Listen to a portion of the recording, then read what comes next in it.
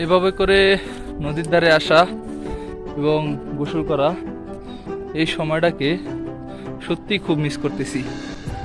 আজ আমি একা, কিন্তু কিছু বছর আগেও আমার সাথে অনেকগুলা ফ্রেন্ড ছিল, বন্ধু ছিল।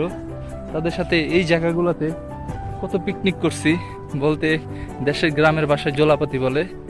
আজ সেই বন্ধুগুলা কই, আর আমি কোথায়? আজ আমি একা আসছি, একা ঘুরতেছি। সত্যি সত্যি খুব কষ্টের। এবং এই যে সেই দইঞ্চা ক্ষেত, এই দইঞ্চা ক্ষেতের মধ্য দিয়ে যাওয়া, এগুলো আসলেই সত্যি এক অসাধারণ সময়, এক অসাধারণ মুহূর্ত। তবে আমি আমার সেই ছোটোবেলা বন্ধুদেরকে মিস করতেছি, যাদের সাথে আমি এই জায়গাগুলোতে অনেক সময় পার করছি। তো তোরা যেখানেই থাকস, ভালো থাকিস।